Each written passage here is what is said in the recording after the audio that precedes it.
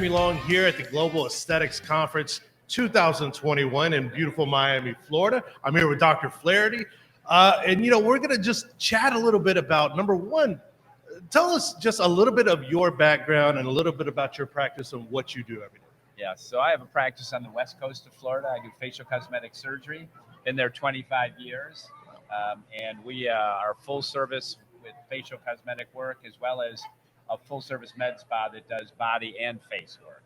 Oh, okay. All right. And West Coast is obviously the best coast, right? Absolutely.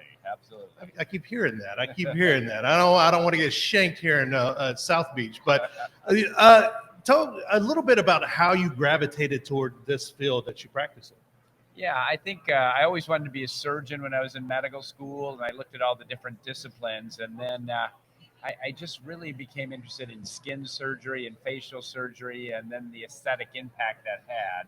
And so it was a gradual evolution over time. I actually did a residency in ophthalmology, and then what's called oculoplastic surgery. It was a 2-year fellowship in eyelid and facial plastics, and then I did an extra fellowship in facial cosmetic surgery. Right. And then over the years, it just continued to grow with one layer to the next to the next. You know, many of the things we do now cosmetically on the face weren't even being done 10 and 20 years ago. Right. And so it's been a continual evolution for latest technologies and techniques.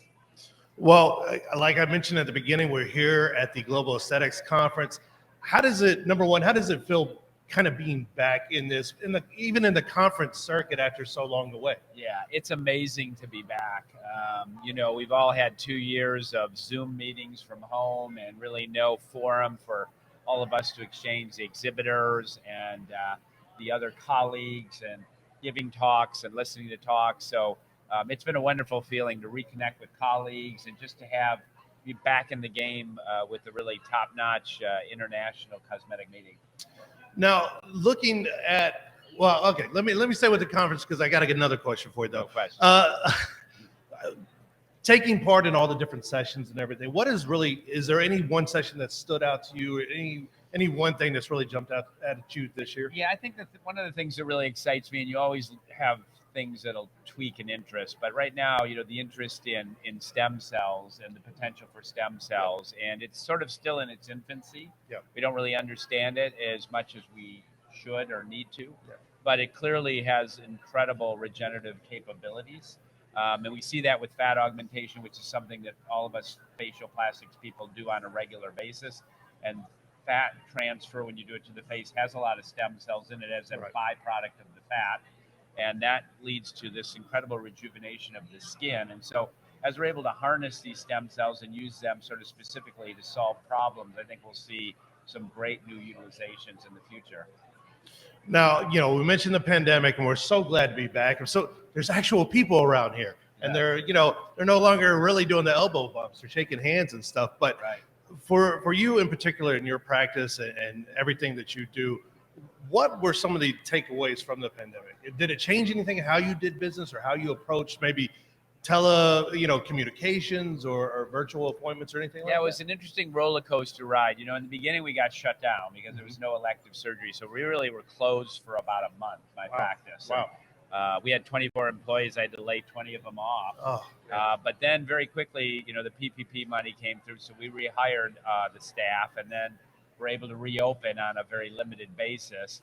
And I was thinking it was going to be, a very challenging year because, we didn't really know what was next.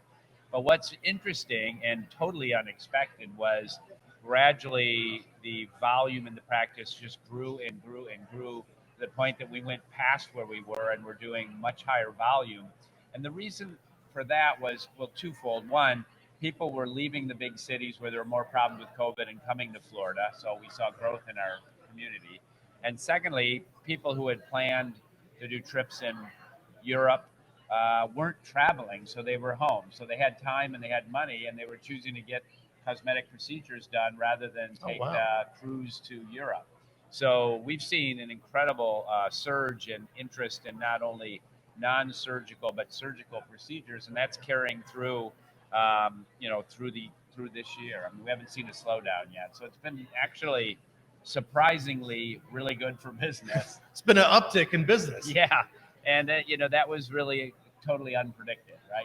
You wouldn't have ever predicted that, but as it turned out, that's the way it played out. Wow. So people were, instead of being able to travel, obviously not many of us were able to do that. Right. They were taking that money and really kind of investing in themselves. And yes, and the other thing is I think people, were also working from home. And so they could have a procedure done. And if there was a little bit of downtime, they could deal with that because they were working from home on the computer, were able to do Zoom calls and maybe just not put the photography on, the video imaging. And so it allowed people to really get more done while still maintaining their normal work routine. That's amazing. It's amazing what necessity brings out of people, right? If we never have another Zoom call again, it'll be too soon. No question about that. We did some Zoom seminars for a while because we like educational seminars. Sure. And they were great in the beginning. We had huge numbers. And over the course of a few months, it tapered off. And myself, I got sort of kind of tired of it as well. So we still obviously have to do a lot of Zoom meetings, but we've kind of tapered off that. So what is the importance to you and your colleagues and everything about conferences such as the Global Aesthetics Conference and the importance of going to it and really buying into the sessions and really taking part and really kind of immersing yourself back into conferences like this? Well, I first want to do a shout out to Randy Waldman, who's the brain trust Absolutely. and the energy behind this meeting. He's very passionate about education and the multidisciplinary approach with different specialties. And so he's really the key to the success of this particular meeting. But the value is not only hearing the best and the brightest from all over the world talk about what they do best. Right. You learn from the best from everybody. Yeah. But the synergy that comes from sitting around having lunch, going out to dinner, time between sessions to just talk about things, share experiences, and not only the social side and the friendships that we build, but you develop a network of colleagues who are the best and the brightest, which helps us all get better at our craft. Right. Yeah. Well, Dr. Flaharty, as we go, trudging along to the end of 2021, hopefully we're putting most of this pandemic and COVID behind us and everything. But for you and your practice, looking forward to 2022, do you have anything new, any new products, procedures, or just a new outlook for the new year? Yeah, we're excited about 2022 because we're opening a new office. We have now, it'll be our fourth office. So we have offices in Naples, Bonita Springs, Fort Myers, and now we're opening in Cape Coral as well. Wow. I have a junior associate, Dr. Badia, who's growing very fast, and I'm very excited to see him continue to grow.